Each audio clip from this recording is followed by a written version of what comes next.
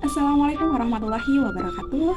Saya Hairun Nabirah dengan NIM 24041083343 merupakan mahasiswa PPG Prajabatan di Universitas Wisnuwardana Malang, program Pendidikan Bahasa Indonesia.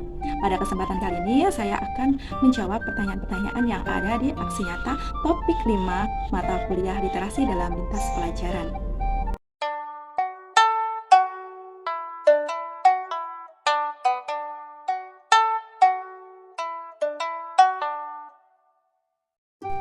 Pemahaman baru yang saya dapatkan setelah mempelajari topik ini adalah yang pertama mengenai refleksivitas. Jadi refleksivitas merupakan proses berpikir kritis peserta didik yang memuat beberapa poin. Yang pertama adalah menganalisis. Jadi peserta didik dapat memahami apa yang telah dipelajari. Kemudian yang kedua mengevaluasi sejauh mana peserta didik mencapai tujuan pembelajaran. Kemudian yang ketiga menerapkan. Jadi bagaimana peserta didik dapat menerapkan pengetahuan barunya kepada konteks yang berbeda. Dan yang terakhir meningkatkan. Jadi meningkatkan apa saja yang perlu diperbaiki.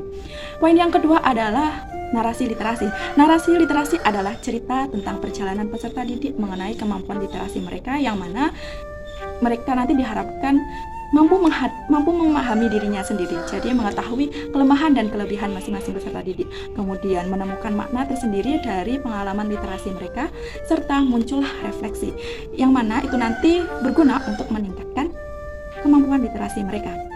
Lalu bagaimana sih hubungan keduanya? Jadi antara narasi literasi dan juga refleksi ini saling berkaitan.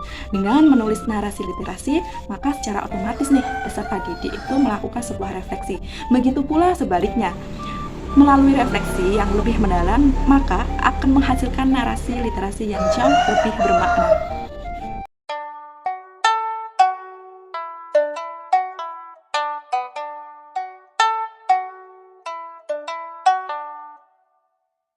Untuk jawabannya tentu saja iya. Literasi sangat memiliki pengaruh yang luar biasa dan bermanfaat bagi kehidupan kita. Literasi adalah kunci untuk membukakan sebuah pengetahuan dan memperluas wawasan kita. Literasi tidak hanya tentang membaca dan menulis saja, akan tetapi tentang kemampuan menggunakan sebuah teknologi untuk mencari, menggali, memahami, dan menyampaikan sebuah informasi. Literasi juga membantu kita untuk mengembangkan cara berpikir kritis dan kreatif. Dengan membaca berbagai teks, kita dapat memahami berbagai perspektif dan memperkaya pengetahuan kita. Selain itu, literasi memungkinkan kita untuk mengikuti perkembangan dunia dengan mengikuti atau berpartisipasi dalam diskusi publik. Literasi juga memungkinkan kita untuk belajar hal-hal baru dan juga meningkatkan dan mengembangkan minat yang kita miliki. Jadi, investasi paling baik adalah literasi, karena literasi dapat membuka ilmu pengetahuan dan juga wawasan yang sangat luas.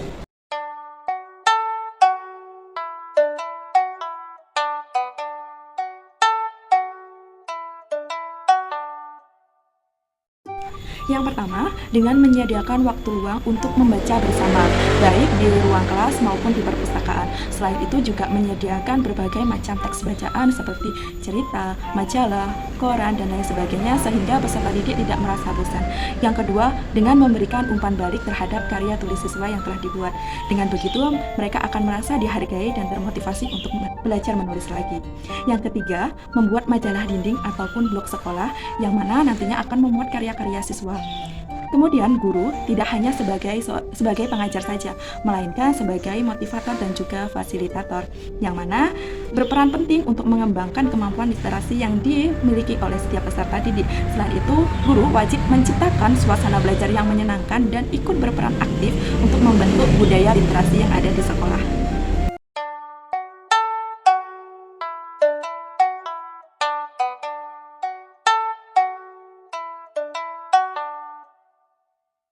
Sebagai calon guru, saya akan menerapkan beberapa langkah. Yang pertama, dengan memanfaatkan media multimoda. Jadi, menyediakan materi pembelajaran tidak hanya berupa teks saja, tapi bisa berupa teks, audio, gambar, maupun video, sehingga diharapkan mampu meningkatkan minat peserta didik untuk belajar. Yang kedua, dengan pembelajaran berbasis proyek. Jadi, di akhir pembelajaran, peserta didik diminta untuk membuat sebuah laporan atau presentasi dengan menggunakan apapun yang mereka inginkan, misal bisa menggunakan vlog atau video, kemudian PowerPoint ataupun di Canva.